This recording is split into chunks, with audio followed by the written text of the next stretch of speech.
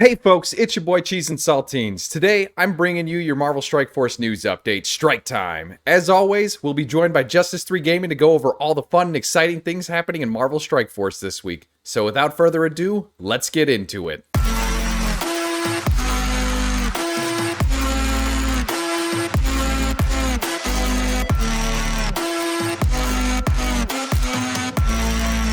All right, hello, and welcome to your weekly episode of Marvel Strike Force. We have changed the name up instead of Strike Time just because I'm pretty sure we might get copyrighted by the company for that. We are calling it the Strike Central update.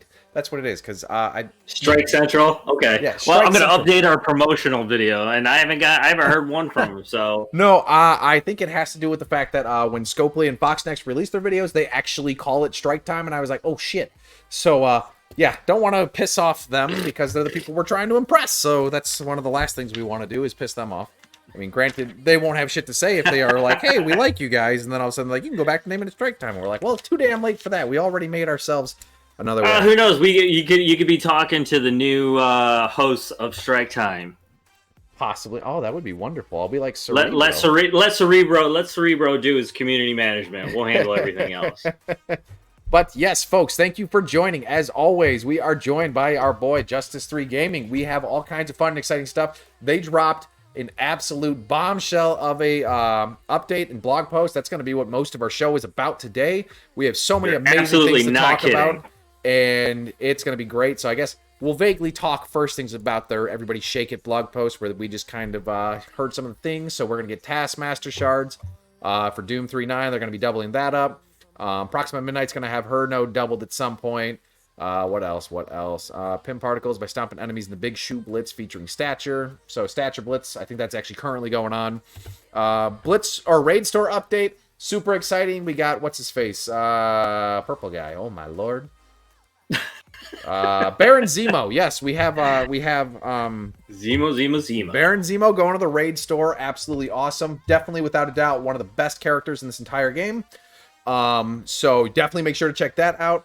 And what else? Those are really the big ones. We got the Chaos Theory coming up, so that's super exciting.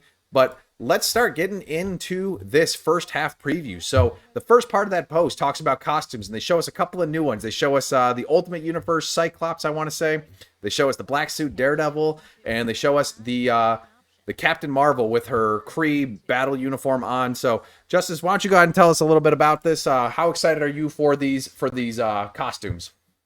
I am very excited. Being one of the early veterans of this game, we got a taste of it when on a second iteration of Deadpool's his event coming through, and he got his gray suit, Deadpool suit. That was our first actual experience with costume changes, and I'm really all for it. This game can lend itself to a lot of great skins, but at the same time, a lot of great characters also, and I think that's initially what they were pivoting towards originally, because it is a multiverse game. If you want a Hulkbuster fighting in the power armor team with Iron Man, you can have that happen. I suppose you could still have that happen, but I am psyched for some skins, and I'm worried that they're not going to work. There's so many different things that are going on right now that just can't work correctly, that having skins is a great idea, because I would like to differentiate my favorite teams from someone else's favorite teams.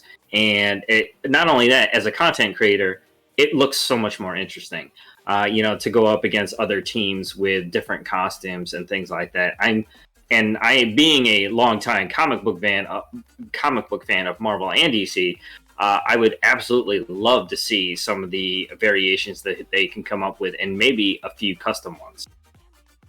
That's pretty, yeah, absolutely. And speaking of custom, let's talk about another big thing. I mean, we'll come back to costumes eventually, but what I do really want to touch on really quickly. So for those of you that didn't see, Marvel Strike Force is getting its first exclusive character. It's actually going to get its own character that is going to be brand new to the Marvel Universe.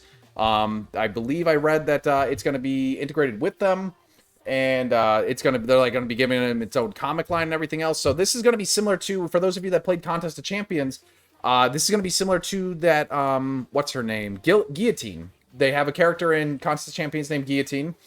She's super awesome. And so, Justice, what do you think about them getting their own character? I'm very interested in seeing a custom character. Honestly, even though a lot of us aren't big fans of minions, I would like to see a cool team of new minions come in, like a Nova Corps team or something, and having that team come in and shake things up a bit. I mean, look at the trailer for Falcon and Winter Soldier. Also, you could have another team of the Red Hand alongside Zemo, and him having his own set of special minions that could take their place. Mm-hmm. That would be pretty awesome. Oh yeah. And don't forget, we are also heading towards tier 2 ISO 8s.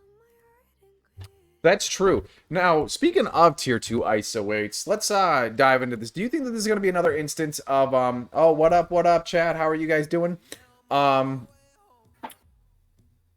was it? So I remember a year ago, there was an instance where we had a... Ooh, I should probably be getting my ass involved in this fight. So there was an instance where we had gear and progression practically locked behind the thing that you needed that gear and progression for. I want to say it was when U6 was halfway there, or maybe it was when U7 first came out, but you needed gear 14, or maybe it was 13. I don't remember for sure because I don't remember which raid it was. But the only way to get the gear was basically to 100% a raid that you couldn't even complete, really, unless you had that gear. And do you see Blue ISO kind of being that same problem? Because right now it sounds like they're going to almost lock it behind Doom. It is the next level of gameplay here that is meant to challenge the veteran players of the game.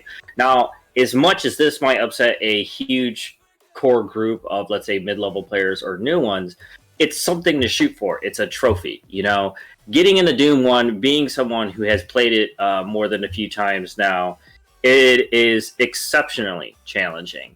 But if you look at it, and especially if you've reached the point where you could read a lot of the teams and the field as you get into it, you can very much get the sense that this is beatable, and this is not going to be impossible. But I also can see that having something like Tier 2 ISO 8 to go into it being a huge thing.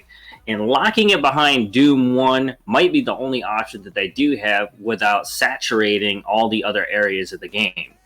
I do believe that you're going to have to get these special events, which could get going really nicely, and that could get your mid-level and newer player levels that catch-up mechanic that they really want, and get them a small taste of what it could be to have an ISO 2, or at the very least do like what I do, is long-term planning for a team to take on Doom 1. And I can tell you right now, I got a pretty good handle on all the different sections of Doom 1, except for my tech side of things. And I have a really big feeling having Doom is going to change a lot of that, because he can go towards 2 different sections of Doom 1. Ooh, I didn't even think about that, because he's got both of the tags. Yes. Speaking of Doom, actually, super exciting. I finally entered Dark Dimension 4, so... Pop the Dark Dimension 4 cherry finally. Woo! Right? I got, let me think. Let's go see who my first 5 were, because I gotta be honest, I don't remember who they were. I know Ghost is in there. I know Thanos is in there. Let's go look. So I got Ghost, Thanos, Symbiote Spider-Man, Mr. Sinister, and... Ghost, Symbiote Spider-Man, Mr. Sinister, Thanos, and Black Widow.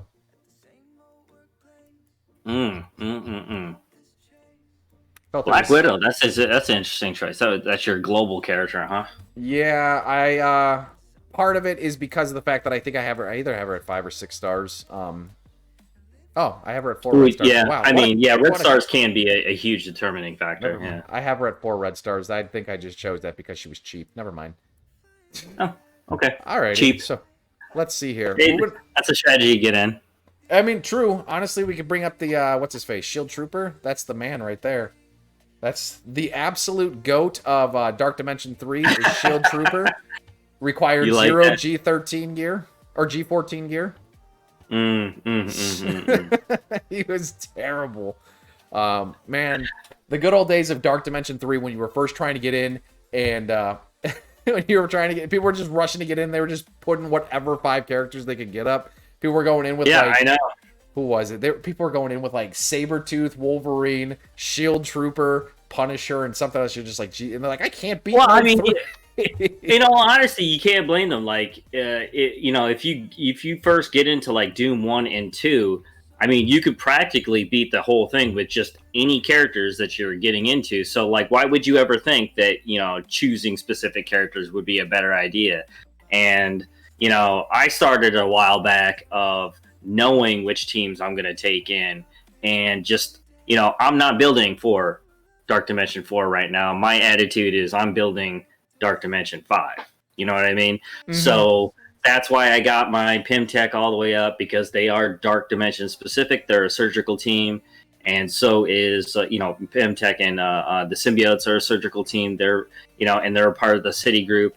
And I'm just waiting for the day that Cosmic ends up dropping. I'm telling you right now, whoever the Cosmic is, it's either got to be Eternals or a Nova Corps group. And they're going to be a Dark Dimension specific team. I mean, Black Order, hands down, is amazing, and I love the fact that I can use them in my Cosmic Order, section of Dark Dimension. But at the same time, I have felt the magic of a Dark Dimension specific team between the symbiotes and Pimtech, and it's absolutely amazing. It's like playing Dark Dimension on rails. I mean, for one, Pimtech, when you play them in there, they can't even really be touched. I mean, the entire time they're just wiping out nodes left and right. And the same thing with symbiotes once they hit their section. And I am very much expecting the same thing to happen here. My biggest worry is the Legends section of Dark Dimension 4 and the Cosmic section, because even though I'm using Black Order, I got a double purpose behind that development, which is, Arena and the other areas of the game to make them more powerful. But I'm telling you right now, the second I know that a Dark Dimension specific Cosmic team is coming, I'm down. I'm all in on that. Oh, absolutely. Oh boy, I have the option to clone my own clone of a Thanos. Should I do it? And looking at my Dark Dimension 4 strategy, I'm just about green all across the board. If you guys want, whether you're watching Cheese and Saltines or my channel, on mine I've set it up so that you guys can see like my spreadsheets and stuff of what's going on there, and you kind of get a semblance of what I'm talking about. And I do have a like Dark Dimension 4 section of my spreadsheet where this is my plan, this is my minimum goal. If I meet it, they turn green. If not, they're either a neutral color or an input color. And right now I'm looking really, really good. And even though I don't have, like, I'm not focusing entirely on one character at a time for their gear, I'm just kind of, if I can meet that demand and I know they're one of my Dark Dimension characters, I'm immediately going in and paying for it and getting it done. And it's worked out pretty well so far. And I'm waiting on my global team because they're the next section, the next section that I need to get done.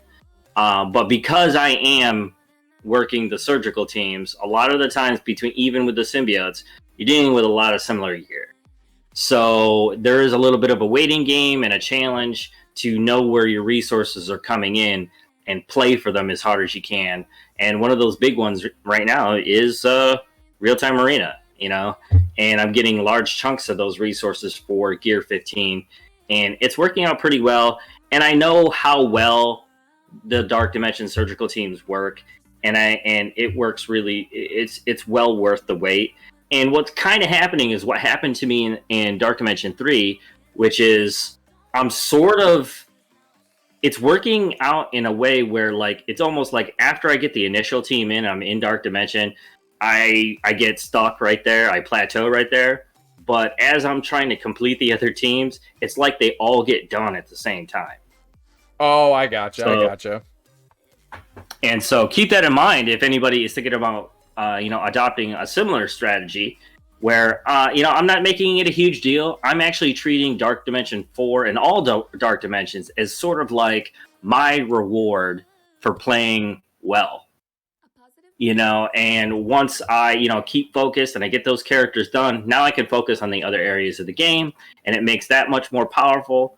But at the same time, once they raise the level cap and shit like that all the time, it does feel quite a bit frustrating. I really need them to like take a year off of leveling up and just like it's cool to come up with new modes, but every time you raise the plateau, you're really frustrating those players that aren't at the top just yet, but are trying to get there. Oh, absolutely. I was so funny story. Actually, first things first. He had a question for us today. One of our mainstays on this show. Justice, what do you think is the best minion and the most useful? Earlier today, I was asked for who would be the best minion to pull a 6 or 7 red star on.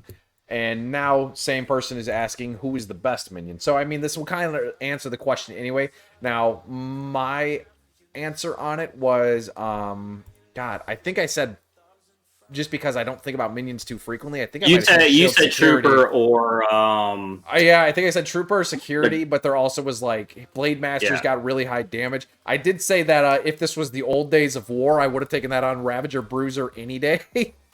Yeah, I would say you had a really great choice in that the security, because one of the key components that most people don't take note of is his resistance. And if you take a team that is made to hard counter shield like the Brotherhood of Mutants, if his resistance is high enough, he is going to blunt Magneto, and that sets up this huge domino effect of the Brotherhood going down pretty hard. Yep. And it stops them cold. But positioning of your defense team matters a lot too, because if you got your medic anywhere like near the area where, let's say, Magneto gets through and can change the positions on the field, well, now you've created adjacency for the shield medic to go out just based on adjacency damage. And that's really what you want when you're fighting them too. Who, God, I'm trying to think of what other minions even exist in this game. I don't know, but my biggest top choice would be hands down Hand Sentry. He's got a great block. Yes. He covers everybody's ass, and when he's out there alone, if he's got that such great block, he's one of those high evasion type characters, and for him to be able to soak in a lot more damage, he can go into a lot of different places. He works well with other characters like Ultron with the toaster strategy, hide the toaster strategy, sorry. And he can work well with other high damage teams where he could just, he's the only target, and that's great. It's almost like having an on-spawn taunt, but it's a part of his power set, which is great. Mm-hmm. All right, so there's your answer, James. I hope that was good for you. He was telling me that somebody in his alliance got a 6 red star Hydra guard, and I was like, that sucks. Ooh, Hydra guard? Yeah. Man, if you I'm telling you though, like, that's really, really good, especially if you're going after a defense team using, I call them Red Hydra, because there's a section of Hydra that has like a green Hydra and stuff. So in my comic book brain, I'm going Red Hydra, and that's what matters to me. Wave will always perform her ultimate ability. What kind of shit is that? Oh, are you playing Dark Dimension? Yes. Dude, that shit's everywhere. I didn't even know about it. Oh my god. Like, it gets way fucking worse than that. I mean, you got a great team to go for this anyway, so you should be good to go. However, trying to get... does the energy go to an adjacent character, or does that have to be Cosmic? For Star-Lord? Yeah. It is adjacent. So on a positive, right now he's feeding 2 really good ones, but he might die because he's also a clone. God damn it! Yeah. Oh, he is a clone. Okay, that sucks. All right. Because I was about to say, man, having him in there, and pinning him in the corner with Ghost behind him would be a great idea, because that drain is pretty crucial. Look. Okay, that's probably going to be the end of this. If Ghost went down, I don't really feel like restarting it either, because no matter what happens, I hit a brick wall at Cosmic or at Global Nodes anyway. So yeah. Justice, how far are you in a Dark Dimension 4 currently? Well, once I went in, I one-shotted all the nodes up to the start of Global, and like I was saying before, I'm working Pimtech to be able to take down the Global nodes, and they're getting very, very close. I just finished up a decent amount of... I got Ghost in, I got Stature in, they're good to go. Ant-Man, I'm just waiting on one more. What are those special? I think they're called superior unique ones. I don't know, but it's the ball with the radiation symbol inside of it or some shit like that. And he'll be done. So that means I got 2 other characters to go for that are tech dependent. And it's not as bad as I thought it was, actually. It's really the Gear 15 stuff that I'm working hard on, because now that they're farmable in the nodes and whatnot, that's where my energy is going. Pretty much is stacking and collecting that energy until those characters are done. Like I was saying before, once these characters are done, all those materials that I need to save for all the other characters, 1, they've been piling up. Yep. And 2, now I can focus on those characters. Like my plan is to go back to defense, finishing that off, and getting my Big 13 ready for my attack squad. And that's really been kind of like my Achilles heel in war. I know how to fight smart. That's not a problem. And it's just the power level, now that I'm in such a high tier of competitive war, that it's difficult to get good attacks in. I'm doing more cleanups than I am, a full takedown. Gotcha. I am gonna develop this Shadowlands team though.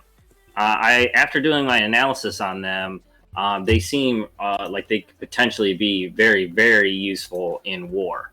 And I think as soon as I'm finished with Astonishing X-Men, this will be my next big team. Oh, fantastic! Yeah. So that fight that you actually came into me playing was actually my first time trying them out. And that's with very minimal investment. They're all at like Gear 12.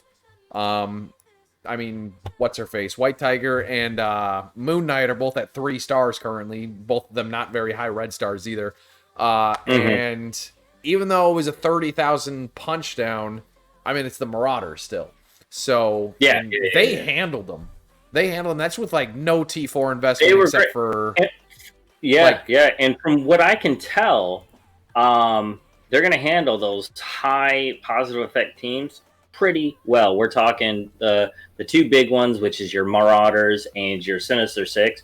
I think I'm going to be going Sinister Six because between all their kits and what they're capable of, that is going to be probably one of the best spots to go to, specifically because Marauders, Sinister Six, and Shield all have summoners in them. And this team actually can fight against that really, really well. More so, I would stack Sinister Six at the very top of being one of the hardest counters because, like characters like Moon Knight, he just cuts right through blocks and shit. He doesn't even care about them.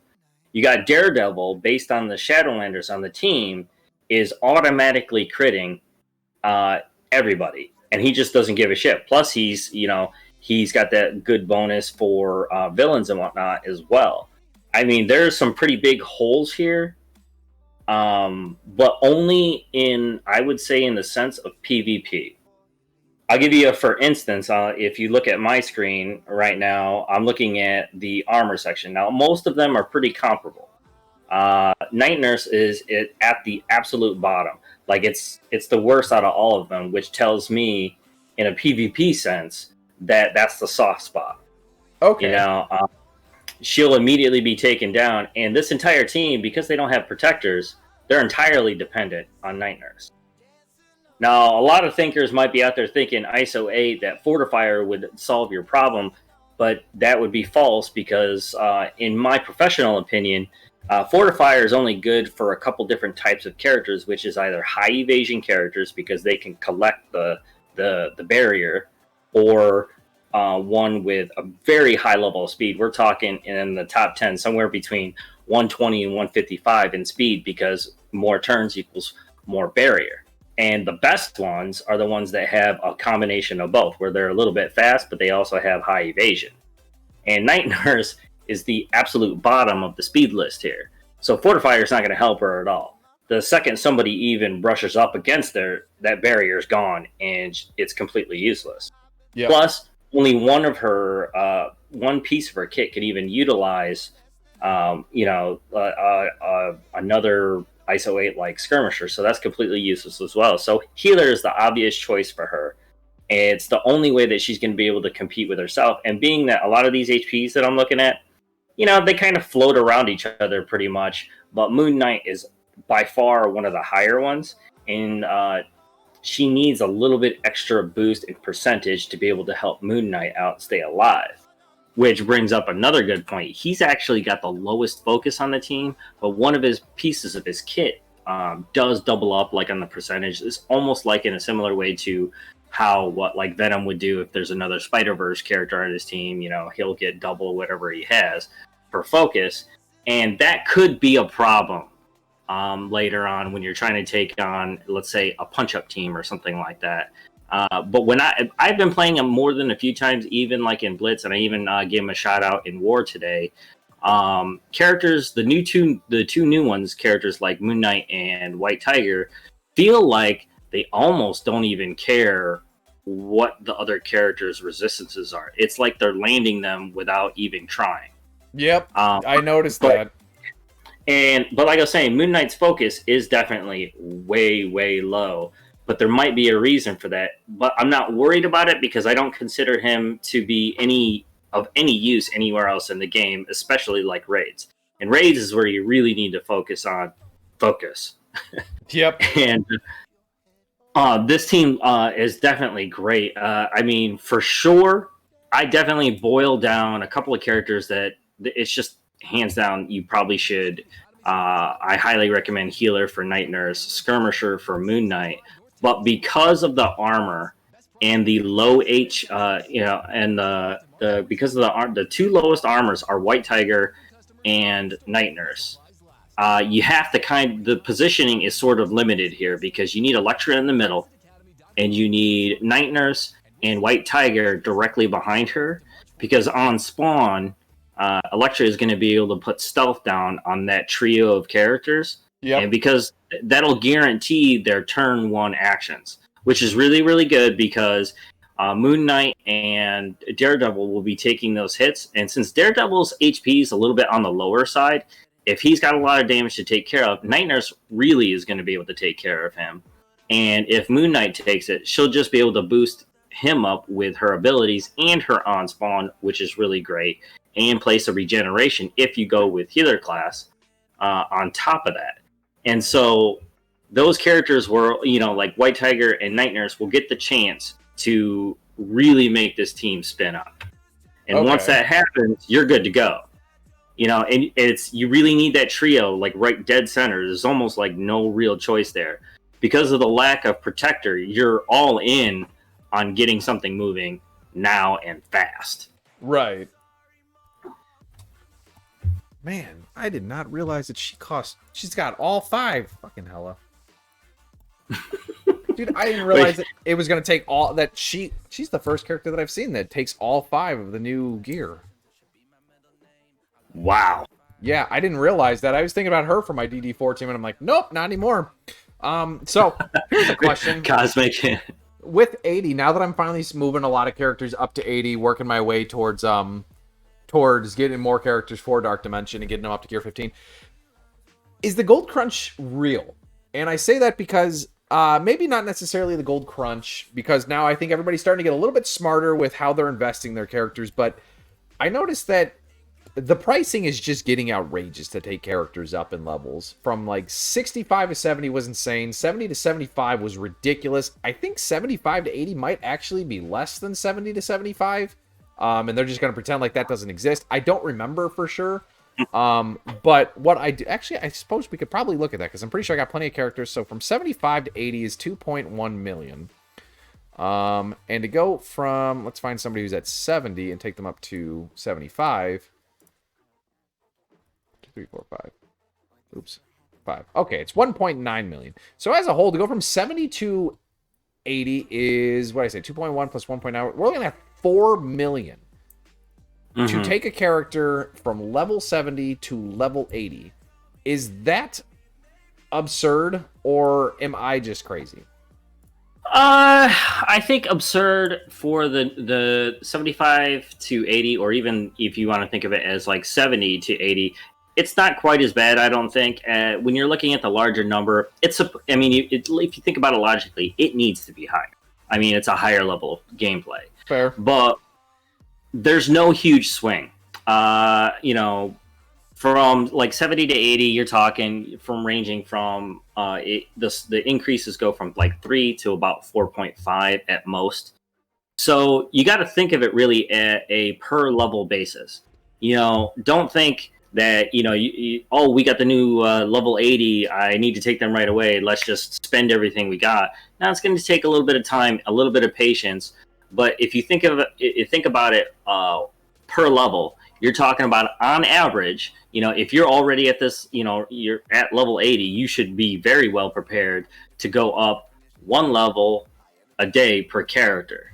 And that's not bad at all, especially once you reach level 80 with each of the characters. You're set, dude. You're good to go. Now you just got to worry about your T4s, your ISO 8s, and your positioning, and you should be fine. And by then, you should have a good idea, depending on how many red stars that you have, where do you want to put your characters in positioning, because that can matter a lot. Because HP does matter in a way, and I do get a sense when I'm in a fight, either if it's in war or if it's you know, in raids or something, that there is a targeting priority there, and it does change the behavior of those characters. I mean, Astonishing X-Men right now, I am, you know, focusing on trying to figure out how to one-shot the Ultimus 7.5 boss node completely safely. Okay. And Captain Marvel is a big old pain in my ass right now. You got to put that fortifier on, man.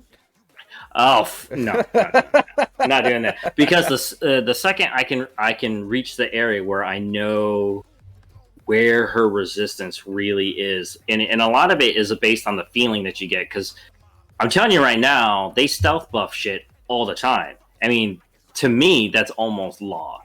And so if you can shave away at those rough areas that you know are being unfair, they can't go any further than a certain point. And right now, it's Captain Marvel. Yep. If I don't handle that shit, what ends up happening is Ultimus will end up one-shotting my Jubilee real fast, because by then the positive effects has spun up to a point where he goes right after her. But for sure, Captain Marvel will one-shot somebody out. And if I'm arranging my energy the right way all the way up to that point, it's always going to be Bishop. And so all I really need to do is make sure Bishop has that he can overcome her one-shot. The second that happens, I have the focus now. I've dealt with the different ISO 8s and whatnot, and my arrangement of my characters to the point where the second that happens, now it's a full-on one-shot no matter what. Because once she takes one out, now my team is 100% capable of dealing it. I've actually had to one-shot this with only 4 characters, but in a multiple variation. You know, sometimes I got to deal without Bishop. Sometimes I got to deal without Beast. And this team still can get the job done. But when one of my characters goes out, now I have an additional enemy that I didn't expect before, which is goddamn Clock. Because they could survive just about anything if you act smart and are fighting the node well. It's just, it comes down to the last 3 characters almost every single time. It's like clockwork for me. If Captain Marvel takes one down, it's a race. Because god damn it, yesterday this guy must have literally, if I had dialed back video, he probably only had 3 hit points left. I was so fucking pissed. It was unbelievable. Well, that's the thing. Mean, that's a shitload of season points that my alliance can't get. One of the things that I feel like is an issue with the direction, not necessarily of the game, but kind of just what you do with a game like this, is I feel like the health and the amount of enemies and everything is scaling, but the damage is not scaling enough to go with it. Like, yeah, we're getting characters with more speed. Yes, we're getting characters to deal with speed like that get more speed and get more turns and everything, but the characters just aren't dealing enough damage, and it's leading to timeouts. And this was a problem that kind of was experienced, what was it, back when U6 first launched, when we just could not, because they were putting like, that's when they started putting like 20 was when I first experienced it. U7 too? Okay, maybe it was U7. That's where I keep getting confused, because sometimes I feel like I remember U6 being where these problems started and U7 just continuing. But 6 is the one where you can go on autopilot with that tech nerve routine. Right, but when it first dropped, I remember it being, well, I mean, when it first dropped, I remember it being, that's the one thing that I do say to the people that are complaining about Doom War is, don't forget, when U6 dropped, remember when, like, teams jumped from U5 to U6 and we're just getting like one-shotted on like a node with Red Skull on it. It was like the second node in U6 and people just couldn't even deal with it. And people were losing they're doing their this minds. Yeah, they're doing the same thing as what they did before. You, on the other side of the new mode, now you got another level. You know, you'll have that extra 5 levels coming in. Now, and this time around, first we're going to be getting the tier 2 of ISO 8, and then around that corner, which is probably going to fall around, I would say, October, November, the next level up, which is to 85, which I'm not looking forward to, but it's there. I'm definitely not looking forward to dropping 3 million to move a character up 5 levels. Oh my god. I just wish they would just stop so I can focus on the new stuff they're putting out. You know, I do like the ISO 8s. I like thinking about, you know, what's their kit like, and what is their attack to non-attack ratio, and where do their ISO 8s fit. I like that part because that's what this game is for. Strategy, you know, thinking things through. But when you go, okay, let's raise the level cap to 85, I'm like... And that's the only thing they do, yep. That's great. That's awesome. And now everybody and their mother's going to fucking do it, and it makes everything so much tougher. And then you alienate the mid-level and lower-level players because they're just starting out, or they're starting players, because now, especially with Sim Blitz coming out, now you've made it even more fucking impossible for them to earn shards. Yep. So with ISO, Blue ISO coming out shortly, what do you think they have to do to make Fortifier on the same page as the other 4 ISOs? Because I know what they're going to do right away. What they're going to do right away. What do you think? Remember, originally, Fortifier was supposed to be not a singular character barrier. It was supposed to be a character giving out barrier to the entire team. Yep. Now, I don't know what their limitations are going to be, like level-wise and whatnot, but I guarantee you that Fortifier, since it's such a, I would say, an advanced placement ISO 8, because you got to know what you're doing to get it to work right. And right now, I kind of use it as like, oh, I got a little baby character in development for a mode that I really need to get done. Perfect example would be the symbiotes when they first came out, where in Ultimate 7, especially when the difficulty selector came out, the jump in damage enemy-wise jumped incredible height. So the major characters for the symbiotes that absolutely have to survive, like Scream and Anti-Venom, in order for this team to spin up and be unstoppable, if one of them went out, it's pretty much game over. So I had to put Fortifier in those characters, which is one of the first experiences that I learned that high evasion, very fast characters utilize Fortifier really, really well. Especially when you got other characters that tend to have more priority over damage, like a character like Venom. For some reason, they do like hitting him, and that's a good thing because he'll heal that back up and give defense up to everybody else, and that's one of the reasons why he gets hit a decent amount, and why he's a little bit tanky without being a protector. Yep. So actually, funny story about Fortifier. When I was talking to somebody about it earlier today, I said right now the only characters like you, it was more of a joke because even I agree with what you said about Fortifiers having to either be fast or evasive. I still won't use it. Like, I think that's probably the best. You're definitely right about it being the best use. However, I will say there are 4 instances. I started off with 2, then I was like, 3, then I was like, well, okay, 4. There's 4 instances where I would undoubtedly put Fortifier on a character just because it's funny as fuck.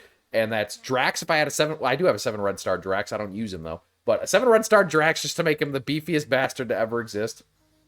That's actually a good choice because if he gets resurrected, he gets an on-spawn fortifier bonus again.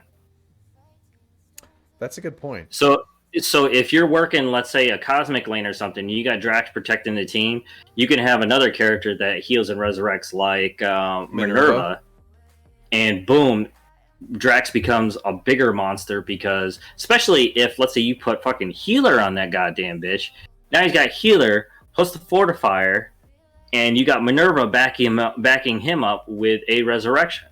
Jesus, I didn't even think about that one. I was just saying it because I think it's funny to put. I think it's funny to put fortifier on people with stupidly high health pools.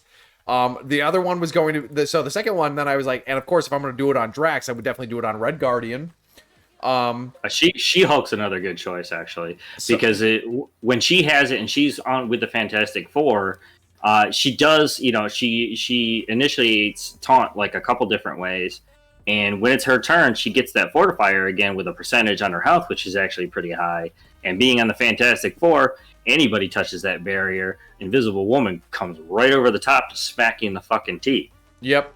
So those are my first two. But then I started thinking about, because of the fact that I like to put them on like these stupidly high health characters, my other two are Luke Cage and M'Baku. If I had a 7 red star Luke Cage and a 7 red star M'Baku, I'm bringing both. Cage. I'm bringing them up Luke to tier 15. I am putting them at 7775 and throwing the fucking level 5 ISO fortifier on him. Luke Cage, you're gonna have to eat his fortifier, and you're gonna have to eat through like what is? I'm pretty sure Luke Cage. You gotta get 7 You red gotta get stars. through his armor just to be able to get the barrier down. MSF.GG. I gotta see it, dude. His armor's got to be like almost 30,000 at 7 red gear. He's right. I believe he's right underneath Dark Phoenix.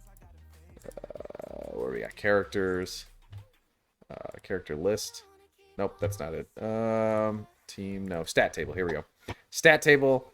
We're looking at 7, gear 15, set passive 5, start tech, whatever, set level 80.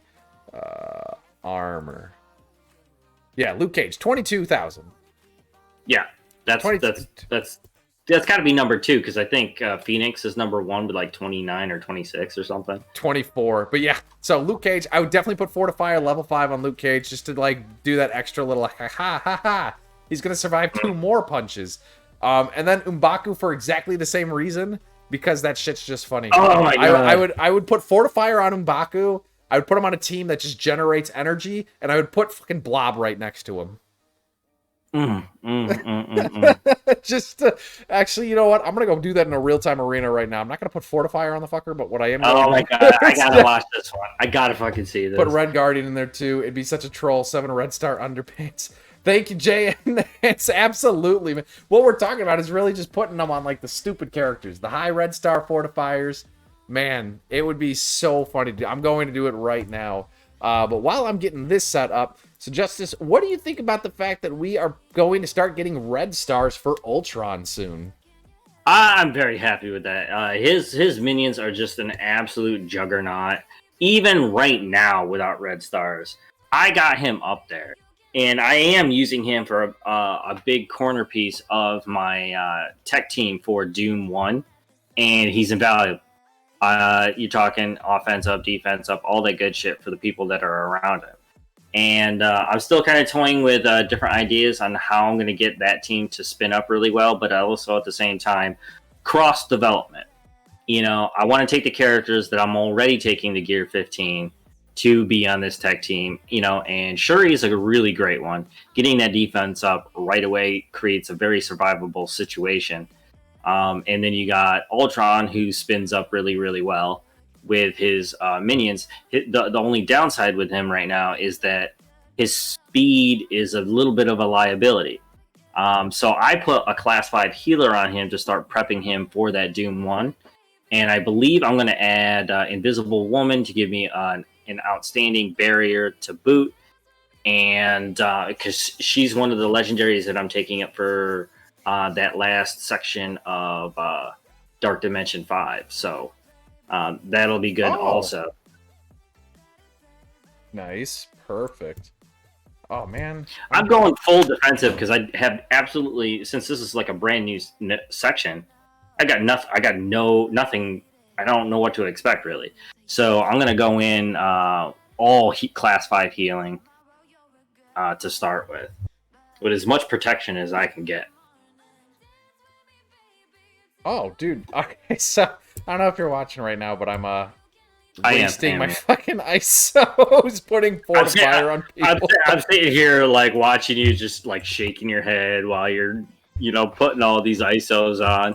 Oh, God, it's such a waste, man. Such a waste. I'm sitting here like, yeah, man, I'm gonna these freaking credits. I'm sitting here. Oh, thank you for the raid, Julian. Thank you so much.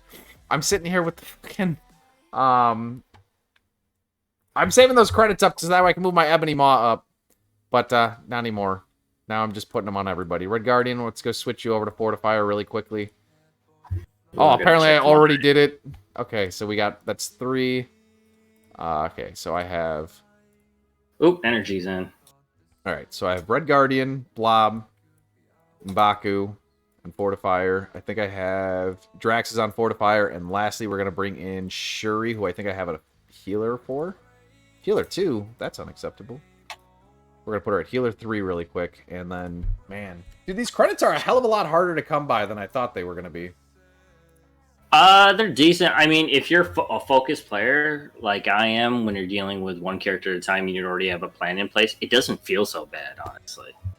I put in probably 200 to max out the energy for the day, and I do that mostly because I found that you can only upgrade so much.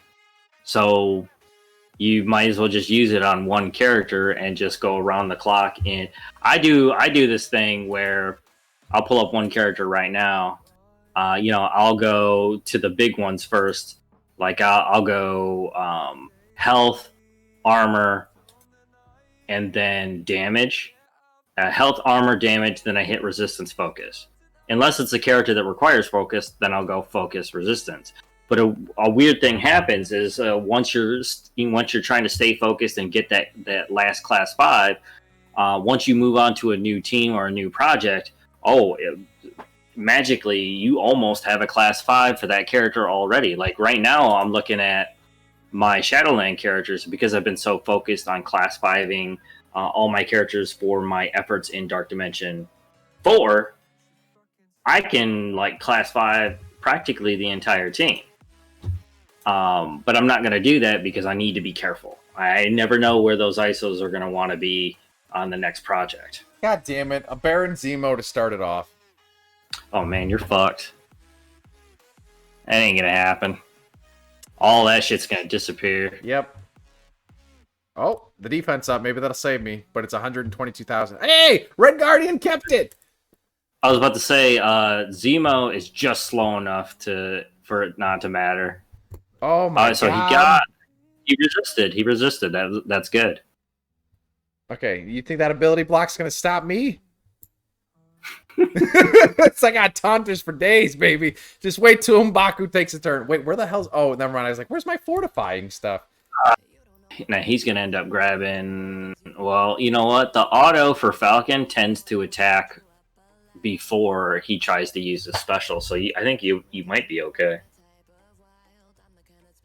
Come on, Shuri, you need to get a second turn in. Oh no, Zemo's gonna... Nope, damn it. Okay, there goes Shuri, so...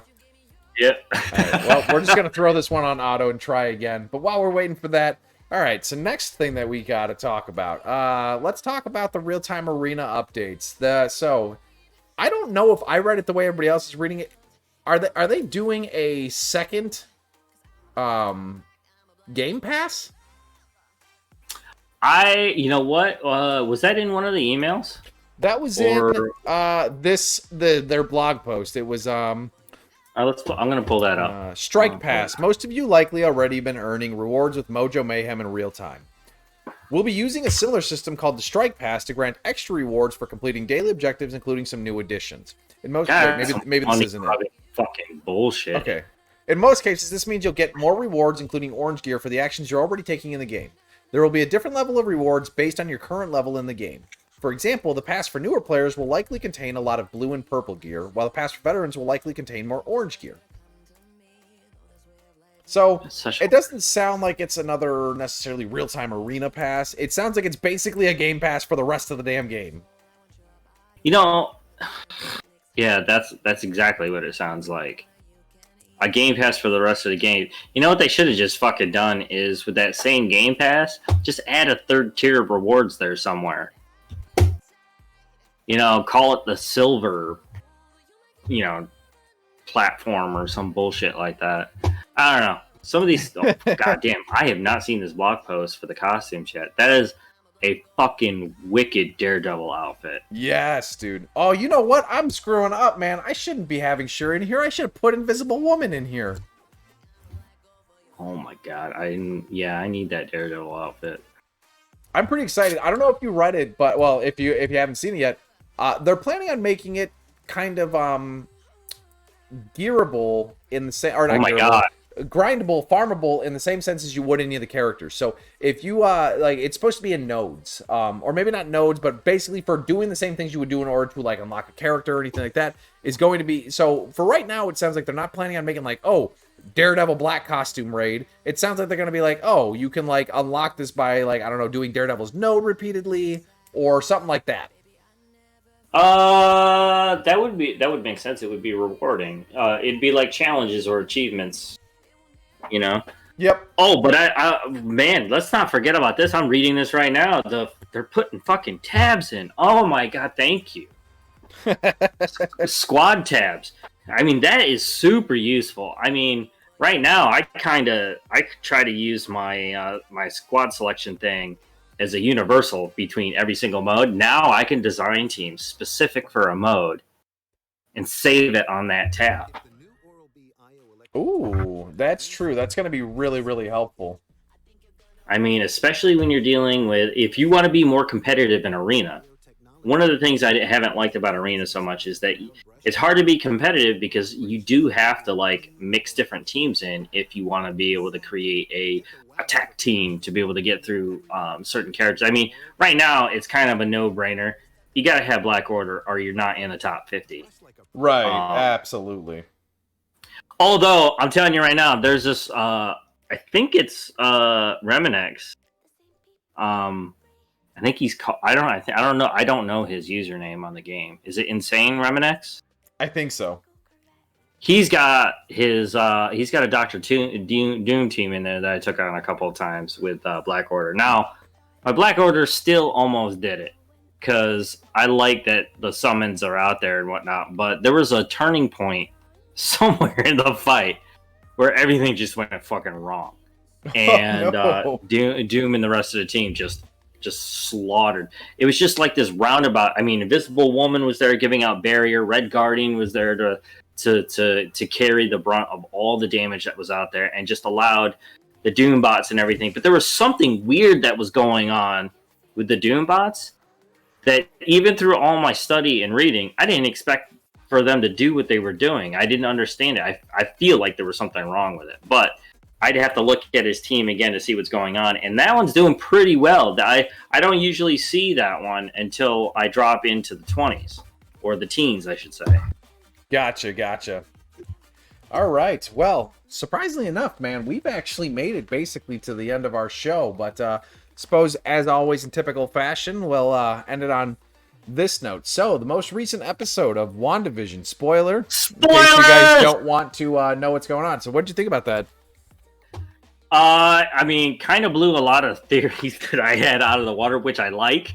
I'm so glad they decided to bring in. You remember I was talking to you about the Seven and everything. It was all there. It was great. I was like almost in tears that I was like, oh, they're doing it. They're going to do something like this. And Agatha's character is there. And like I was telling you before, she kind of falls in underneath that line of anti-villain, sort of like an anti-hero, but an anti-villain, where her real motivation doesn't really hurt anybody. She just wants more power or something like that. And she does end up training in the comics, whatnot, Scarlet Witch and how to use her powers and stuff. And I'm sort of feeling like the ending of that episode is sort of a mislead. I think it's going to be a surprise. Like she's going to, something's going to turn where, if she shows her how to use her powers or something, she might be able to glean some way of adopting her level of power. And I absolutely loved their integration of the fact that she was a witch before she went through the experiments. Yes, that was really, really cool of them to do. I'm glad they went there with that. I mean, I was definitely on the edge of my seat to see anything mutant related or whatever the entire time, and I'm glad I saw the kids again. But there was that cut scene in the episode before when Pietro ran into Monica at the end, and I don't think the two kids that were out there are the kids. I think they're smarter and more aware of their surroundings than they're trying to show us on the show. Because every time there's something that those two kids needed, what did they do? They aged up, so they had the power to protect themselves. Yep.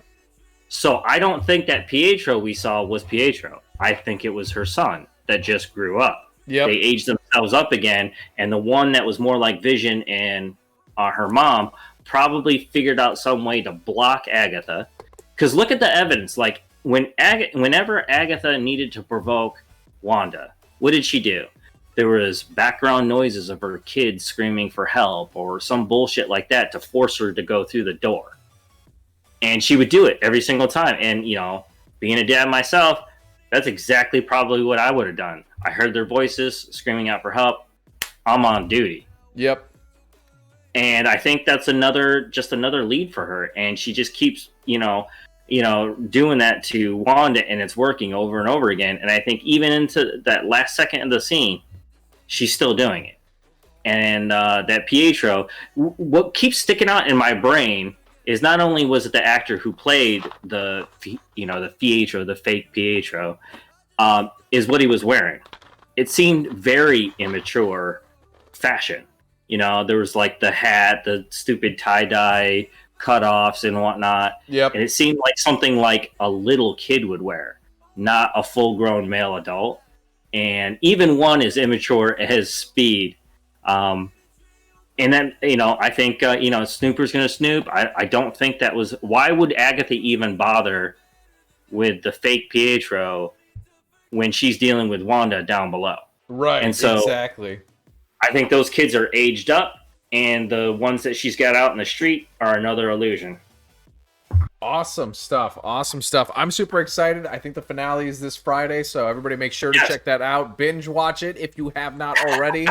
So that way you're ready to go. I've been doing my first set of reactions for that, so I'm going to put that out on the channel. Next week is going to be nuts, because that's going to be the finale, and hopefully that's going to be what finally pulls everything together. But I believe that's just about all the time that we have. Longest episode. Oh, really? The longest episode. Yeah. Oh, exciting. Exciting, because that's been pissing me off a little bit. Some of them episodes were like, oh, cool, 43 minutes, and then it's like 9 minutes of credits. You're like, I'm going to stab somebody. Well, I mean, they designed every episode to match the time. So, like, in the first couple episodes, TV back then was only about 15 minutes long. Mm-hmm. And then it switched to 30 minutes or a little bit longer. And then it became to what we now know is about 45 minutes without commercials. There's only one TV show in history that has done 2-hour shows. And that was Star Trek.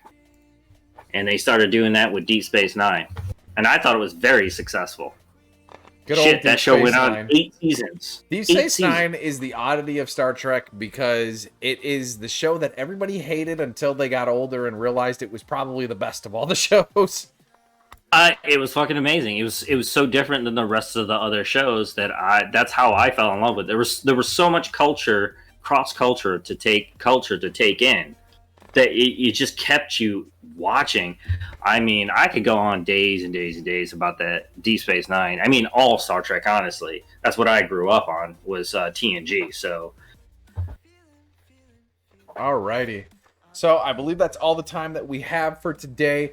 Thank you guys so much for coming. We had a ton of fun. We got to talk about a whole bunch of great stuff. You guys got to watch me try and troll an opponent who just had to deal with my brick wall of fortifiers, so that was super exciting. We got to talk to Justice and have all kinds of good answers. We got some fan interaction, people asking good questions. We always enjoy doing this show, so we're very excited to do it again next week. As always, we're going to post this on YouTube on Thursdays when mine comes out. Justice, when do you release yours? Well, I haven't been releasing mine yet because I wanted you to, get your time out there. And if you don't catch his on Thursday, you can catch the show from my end, which is usually kind of pretty boring because I usually, I'm the one coming in with stats and stuff anyways, and I don't have a lot going on in my background.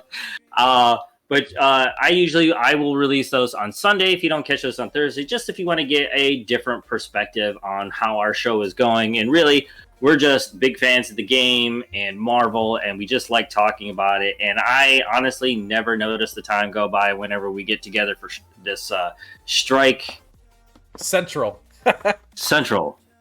Strike Central. I'm going to get on our new promotion right away with that. Yes. Strike Actually, Central. Speaking of that, so that way all the fans can hear it. Okay, so as you know, as my fans know as well, I am a soon-to-be father. Granted, it's not for a while, but in the upcoming weeks, we do have some things that we're going to have to start doing. So actually, Justice, I did want to ask you if it would be okay if we started doing the show from 6 to 7 my time. So I believe that would be 7 to 8 your time instead of the current 7 to 8. Does that still work for you?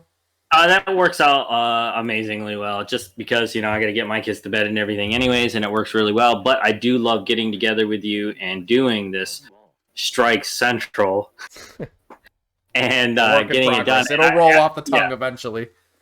Absolutely. I got no problems with that. And as one father to the soon-to-be father, start lining up games, my friend. You're going to be up doing Twitch and playing games through the night. Pick your games. Mine was the Mass Effect series. Ooh, that's a good one. Ooh, oh. I have Henry Cavill on my Instagram and stuff, and he put like a post out there, and he was getting his wig and shit on, and he had the script in front of him, and he was joking like, "Ooh, next big secret project," and it's all purposely blurred out. I was like, "Hey, motherfucker, I read blur. Does that say Cerberus Reaper?" Oh, you beautiful son of a bitch. Are you doing Mass Effect? Bro, I heard that Henry Cavill is kind of like, not to say that like it's dorky to be into games and everything, but I heard that he's more on like that kind of like nerdy, and there's no issue with being there, but more like he likes games. He's into board games, he's into video games. He grew up playing video games. He was huge into Witcher. He's a big World of Warcraft player. He's built his own computer. I mean, shit, that's on YouTube. He just did that. And I try to get him all the time to come on and play. All the time. We just have a lot of time. But I think he is in one of the greatest spots in our generation to really capitalize. Every single adaptation of game has fucking bombed. Like, I enjoy those movies. Don't get me wrong. I love them. But they're shit on a stick. Every single one of them. Witcher has been the one and only adaptation I've seen. And even though I do know that it originally came out as a book series because I read those. And it's the only successful one that was executed extremely well. And because everything else has just been straight garbage. They think that just because gamers will love it, that they should just do whatever the fuck they want with it and not do it any justice. I mean, good God. I mean, do I have to bring up things like Doom, Assassin's Creed? We don't talk about Doom, not here. It's too soon still. Too soon. It's the worst, man. And I like Carl Urban and The Rock. Alrighty. And we gotta stop. Yeah. So we're knocking over dominoes now. All right, folks. Thank you so much for coming out. Make sure to drop a follow, drop a subscribe, check us out on social media. Also, make sure to head on over to Justice 3 Gaming's channel. He did recently change it. It's now twitch.tv/Justice3 Gaming. There's no longer the underscores underneath it. Is that correct? I believe that is correct. Oh, that is correct. I'll drop the links for you in your chat right now. So if anybody wants to come over, say hi. I play things like Mortal Kombat. I'm going to be following a big game, Outriders, which is a huge co-op. Try to get Cheese of Saltines on it, but he checked it out, said he wasn't his thing, Looter and that's shooters okay. Are just that's not cool. mine, man. I love looters. I'm a Borderlands 3 type of guy, and this game feels like it jammed all the good shit from all those other games like Division 2, Destiny, and just jammed them together. I do have problems with it. I mean, it was just a demo, and I'll be releasing those videos on YouTube. So come on over to YouTube at Justice 3 Gaming. Check those videos out. Don't forget to drop a like and subscribe, and I hope I see you guys in the comments. Awesome. We will see you next week, Justice, from 6 to 7 Central, 7 to 8. Is that Eastern time, I want to say? Yeah, it's 8 p.m. Eastern time, my time. You're 2 hours ahead of me? You usually start your show at 7, so I usually am around about 8. Okay, so it'll be 7 your time. Because we'll go from 6 to 7. The new time. Yep. The new time starts next week. Okay. Yes. All right, awesome. Justice, are you going to be online still? I will send my viewers over to your channel. Otherwise, I'll find somebody else to send them to. Yeah, absolutely. Raid me, guys. I'm going to come on here. I'm going to just go through my Marvel Strike Force a little bit, play a little bit, and then I will send off. So thank you so much for watching the show today. I'll see you guys on my channel if you're there. If not, I'll see you on the next one. All right, I got 6 coming your way right now. Have a great day, guys. Thank you for coming out.